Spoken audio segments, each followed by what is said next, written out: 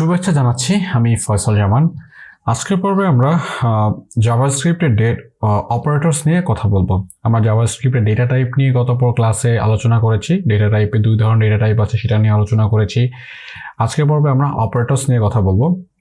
তো অপারেটরস নিয়ে যদি সহজভাবে বলতে হয়, আপনার নিশ্চয়ই মনে আছে যে শুরুতে আমরা একটা যোগ করেছিলাম। এই যোগ করার জন্য আমরা যে চিহ্নটা ব্যবহার করেছি এটা কিন্তু একটা অপারেটর। তো প্রোগ্রামিংয়ের ভিতরে এইরকম যোগ, বিয়োগ, গুণ, ভাগ, ভাগশেষ এগুলোর আলাদা আলাদা একটা চিহ্ন আছে।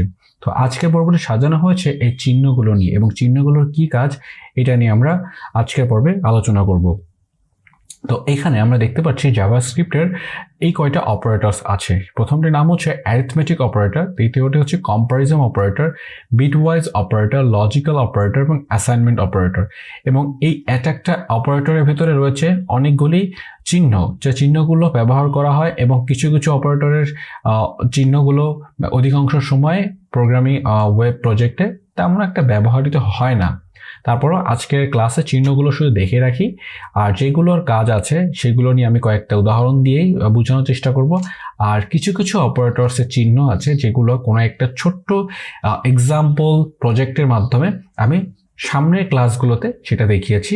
তো সেটার জন্য অবশ্যই অপেক্ষা করতে হবে। তবে আজকে যে সহজভাবে যে অপারেটরস নিয়ে কথাগুলো এক্সাম্পল দিয়ে শেয়ার করব, সেটাই হচ্ছে প্রথমটি অ্যারিথমেটিক অপারেটর।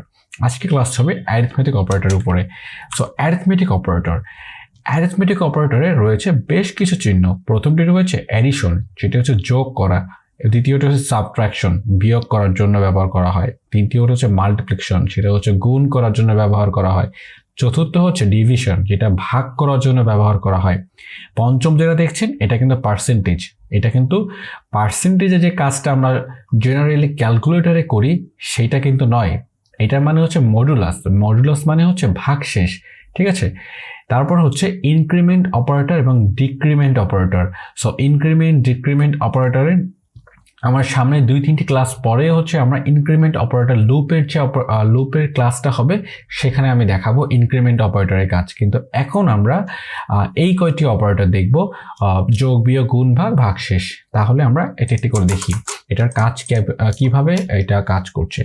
তো প্রথমে তো ভ্যারিয়েবল ডিক্লেয়ার করতে হবে। ভ্যারিয়েবল a ইজ ইকুয়াল, আমি লিখছি হচ্ছে 10, ভ্যারিয়েবল b ইজ ইকুয়াল, এটার একটা ভ্যালু এড করছি, সেটা হচ্ছে 20, এবং ভ্যারিয়েবল c বা রেজাল্ট নামে একটা ভ্যারিয়েবল ডিক্লেয়ার দিচ্ছি, যার নাম হচ্ছে a প্লাস b।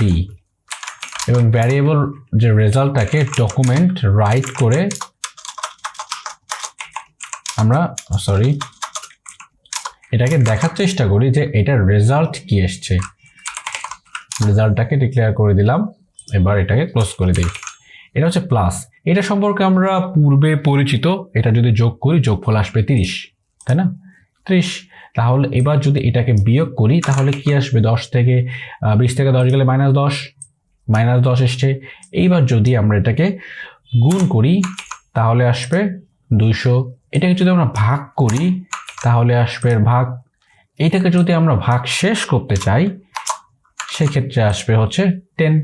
সো 10কে 20 দিয়ে ভাগ শেষ করলে 10 থাকে। তো এটা হচ্ছে ভাগশেষ করে যেটা থাকে এটা হচ্ছে সেই মডুলাস অপারেটর। তাহলে আজকের পর্বে আমরা এই কয়টি জানলাম, যে যোগ, বিয়োগ, গুণ, ভাগ এবং ভাগশেষ। এবং পরবর্তী ক্লাসে আমরা লুপের ক্লাসে ইনক্রিমেন্ট এবং ডিক্রিমেন্টের কাজটা আমরা খুব সহজেই বুঝতে পারবো, কারণ এখন এখানে দেখানোর মতো যদি দেখাই জিনিসটা কমপ্লেক্স হয়ে যাবে। তাহলে আজকের ভিডিওটা এই পর্যন্ত। ধন্যবাদ সবাইকে।